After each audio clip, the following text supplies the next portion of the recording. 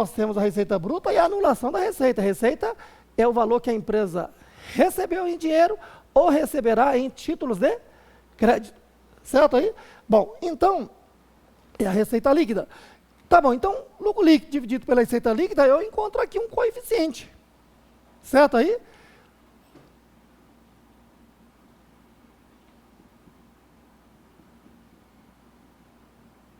Que pode ser 0,8, pode ser 1, pode ser 3, que seja.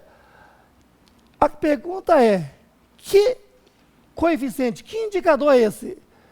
É um indicador econômico. Então, o indicador econômico obtém-se pela relação entre elementos componentes da demonstração do resultado.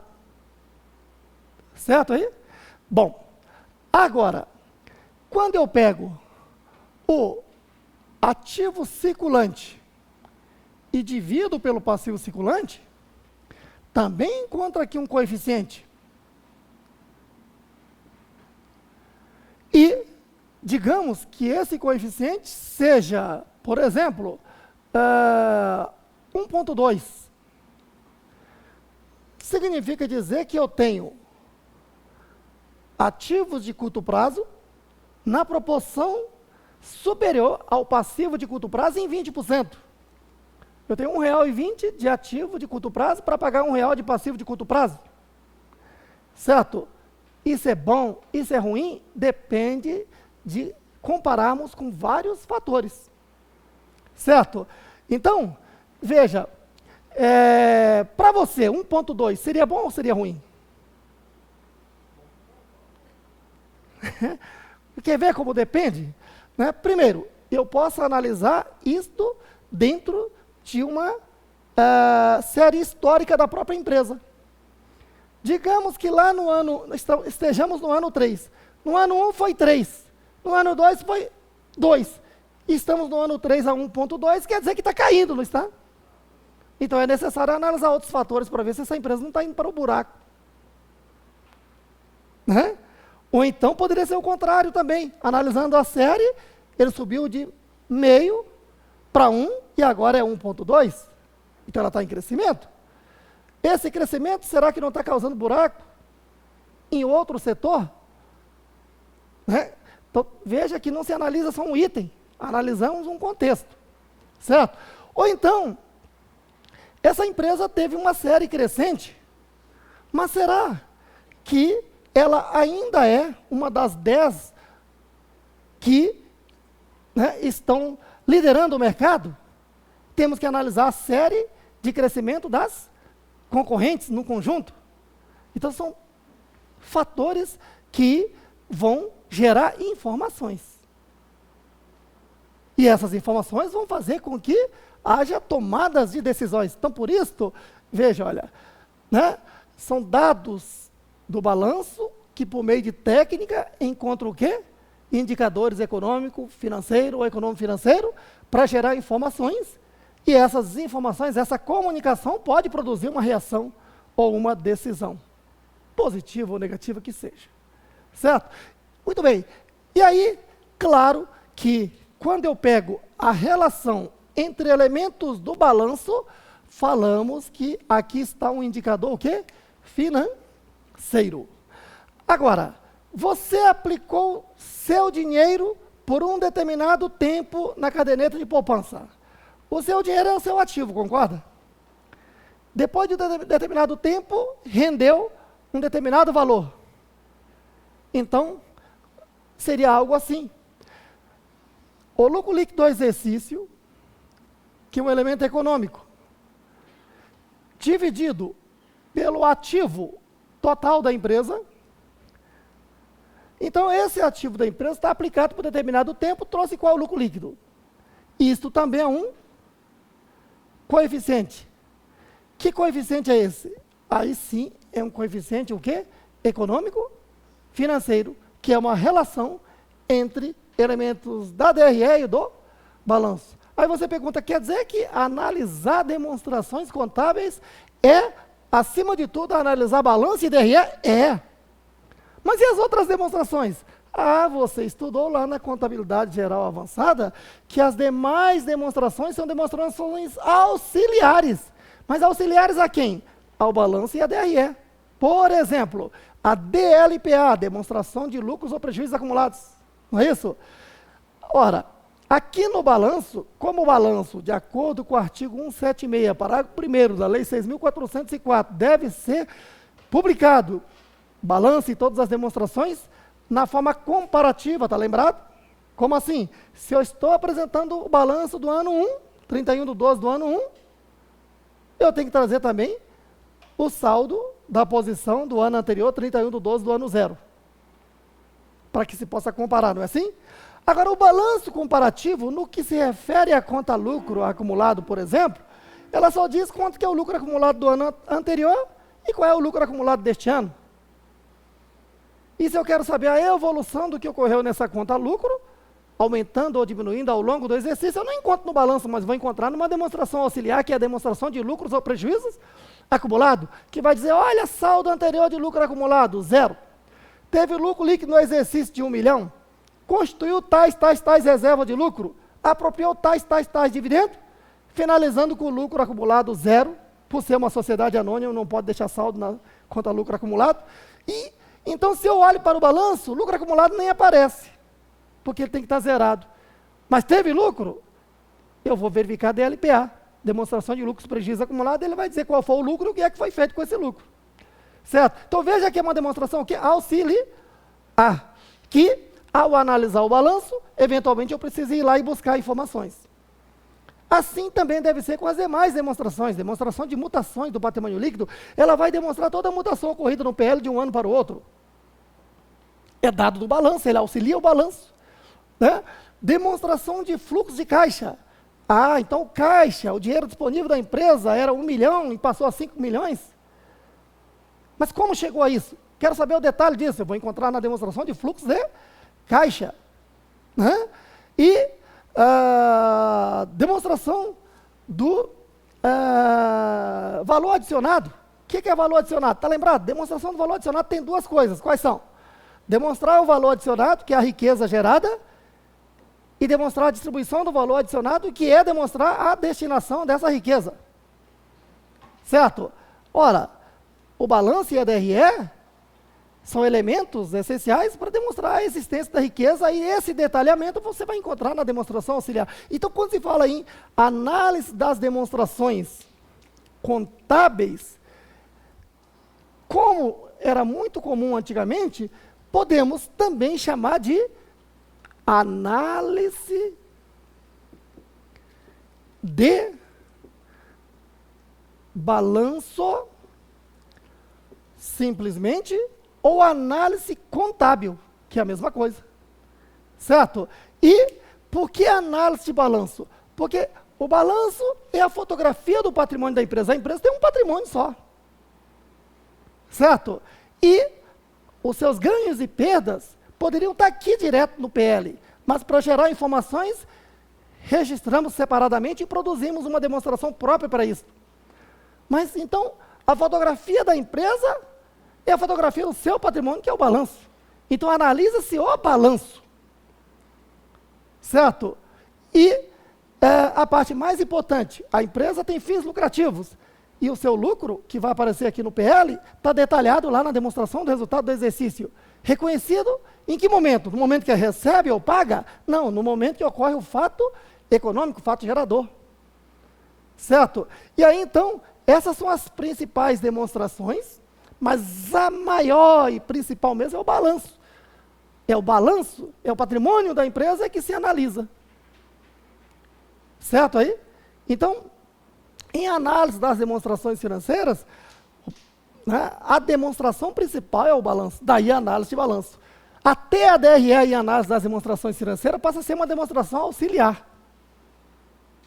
Claro que num contexto jurídico nós chamamos de demonstrações principais balanço e DRE e as demais demonstrações auxiliares. Mas em análise das demonstrações contábeis ou análise das demonstrações financeiras ou análise de balanço, analisamos o balanço da empresa, aqui está o patrimônio.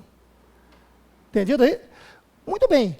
Então, pessoal, né, para evoluir um pouquinho mais nessa introdução, fica aquela questão, vai começar um curso de análise das demonstrações contábeis. O que é a análise das demonstrações contábeis, ou análise das demonstrações financeiras, ou análise de balanço, que é tudo igual? Fica aqui um monte de interrogações, né? O que pretende com essa análise? Quais são os seus métodos? Para que usá-la?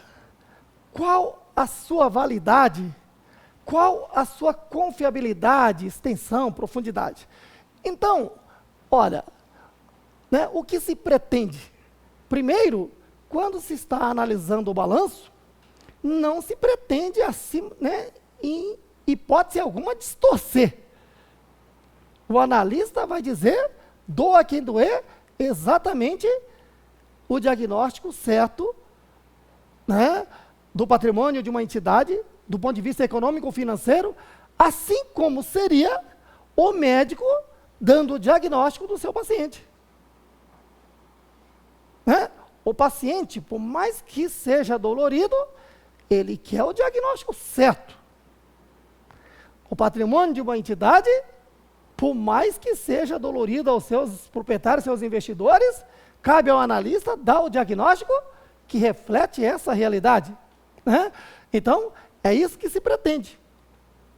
E aí, evidentemente, que a análise pode ser usada para o quê? Segmentar para os objetivos que se queira. A empresa quer abrir uma filial, a empresa quer lançar ações no mercado, a empresa tem que pegar um crédito junto ao banco, a empresa vai participar de licitação pública e, se ganhar, vai ter que pegar crédito bancário no montante de X ou de Y. Será que dá para prever antecipadamente, por meio da análise, que, né, pode sim participar da concorrência, que tem grandes chances de ganhar, e que, se ganhar, pode sim estar tranquilo de que os bancos vão ceder o crédito necessário? Então, isto podemos informar, né, gerar essa comunicação, analisar os dados do balanço, e gerar essa informação como uma comunicação a quem vai decidir. Certo aí? Perfeito. Quais são os métodos de análise? E aí nós temos vários métodos, né? Então, mas esses métodos, né, basicamente, se dividem em dois. Existe o método que leva em consideração a verticalidade.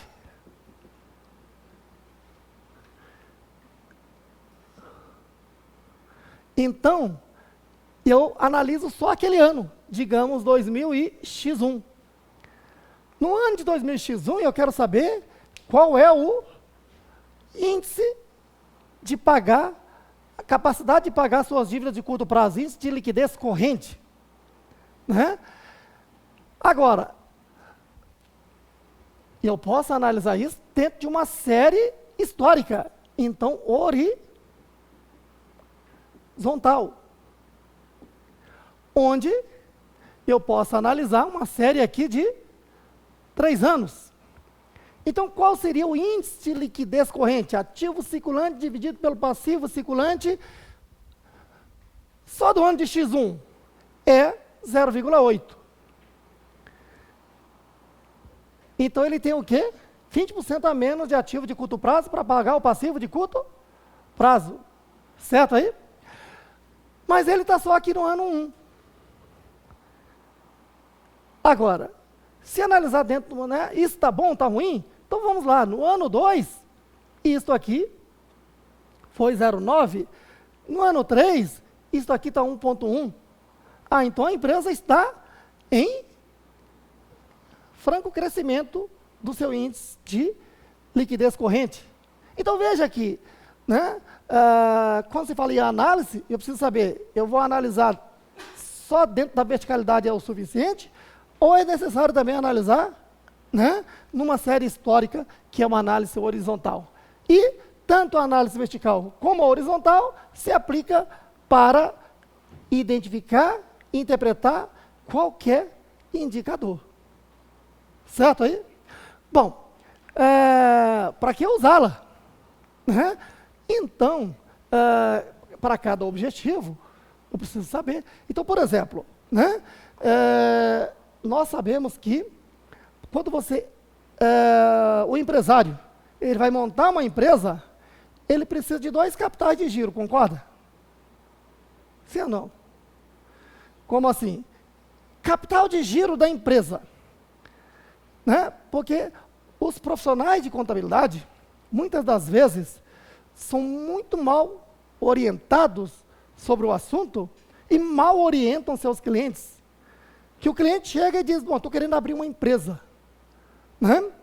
Aí você diz a ele, como contabilista, olha, vai ter que ter uma cláusula dizendo qual é o capital que você vai investir. Aí o cliente diz, mas que valor? Aí você não é qualquer valor, eu coloco aqui e preencho o contrato, você assina, registra na junta comercial e pronto, está valendo. É isso mesmo? Claro que não. Tudo tem um lado científico. Você tem que ser capaz de orientar o seu cliente de que você está abrindo uma empresa e a empresa precisa de um plano de negócio. Né? E saiba que nada traz retorno a curto prazo.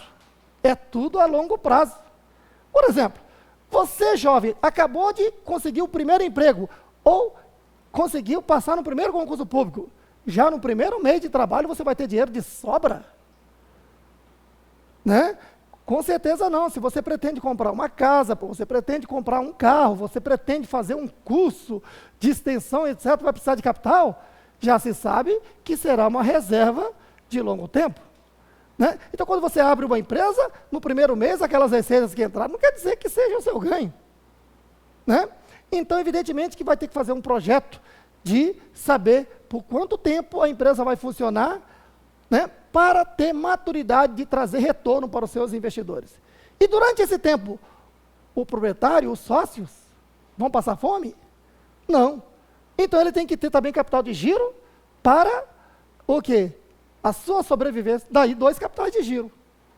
Por isso é que, geralmente, a empresa que abre e fecha é a empresa do jovem que, né, não buscou uma colocação no mercado e casou-se. Por quê? Ele acha que é só abrir uma empresa e ganhar dinheiro. Se esquece de que ele está respirando e tem que se alimentar, tem que vestir, que é o seu capital de giro. Ele criou isso? Não. Tem uma atividade econômica que gera isso? Não. E como ele quer abrir uma empresa, né, e na maioria das vezes sem aplicar o capital certo? Capital que vai comprar o quê? O imobilizado, o seu ativo fixo. É um restaurante? Então, o quê? O fogão, o gás, os mantimentos, manter os funcionários até que aquele restaurante passe a gerar lucro, que é um certo tempo. Né? Então, ele não pode fazer a sangria durante esse tempo. Até lá, ele tem que viver. Quer dizer, tudo isso é capital de giro. Né? Então, veja que a empresa, né, os sócios decidem por aplicar um capital, mas você, contabilista, vai ter que passar esse tipo de orientação. Né? Então, o capital aplicado ele vai trazer retorno. Agora, esse capital aplicado inicialmente é para 2 coisas. É para comprar o básico, o mínimo necessário do imobilizado e o restante é capital de giro. Certo aí? Agora, depois que a empresa já tem um know-how no mercado, o seu imobilizado não se compra mais com capital próprio. Se tiver que fazer um aumento de capital por parte do sócio, é para capital de giro. Porque capital fixo, que é o imobilizado, terá que ser por meio de capital de terceiro. Né? E aí você vai analisar o mercado. Quando você vai buscar empréstimo bancário, vocês já viram que o gerente já coloca empréstimo bancário de 12 meses, 24 meses, 36 meses, 48 meses, 60 meses, o tempo que você quiser. E para capital de giro, vale a pena pegar empréstimo de tão longo prazo? Faça uma experiência hoje, quando você chegar em casa, entre no site de qualquer banco e faça uma simulação. O banco já preparou ali, dizendo o quê? Que quanto maior o prazo, menor é o quê? O juro. Não é isso?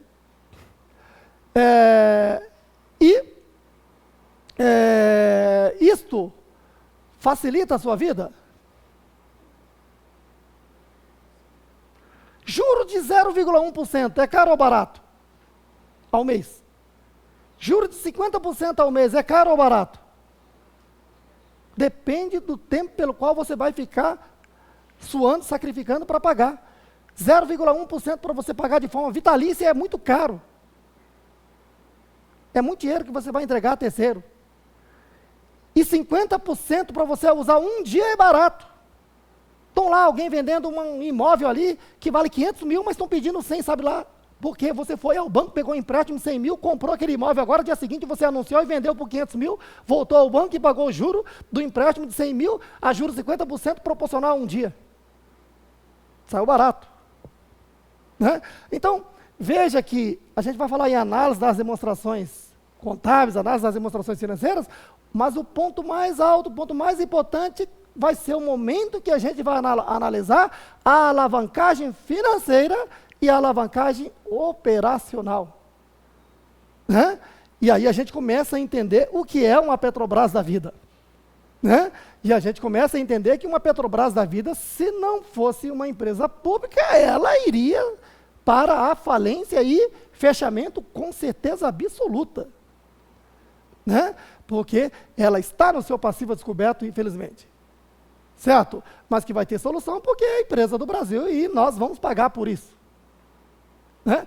Então, veja que analisar uma empresa privada é uma coisa, analisar uma empresa pública é outra, porque envolve, né, essas possibilidades aí. Certo?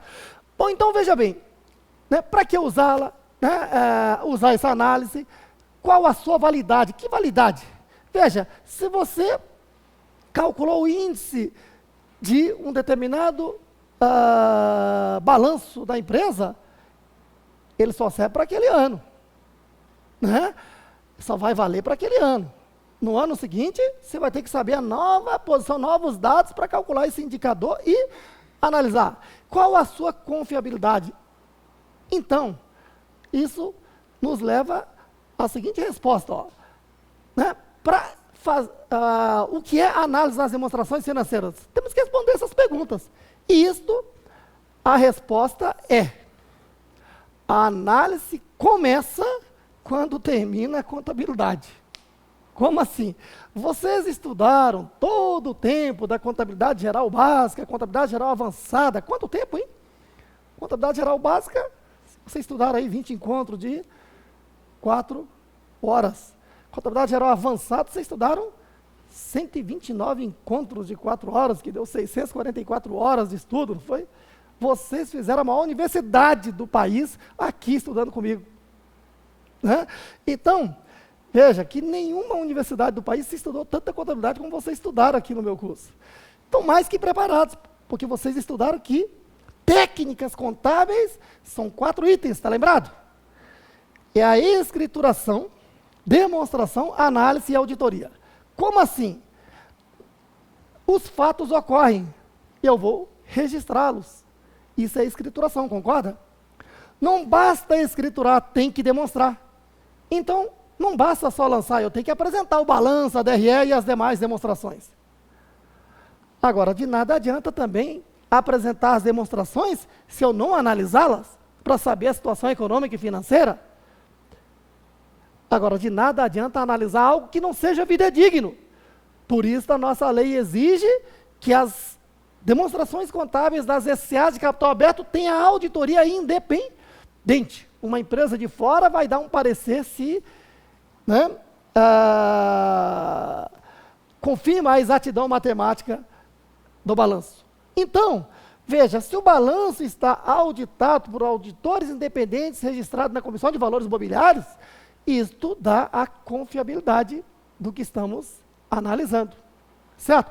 Então, se coloque no lugar de um banco. O banco vai conceder um empréstimo.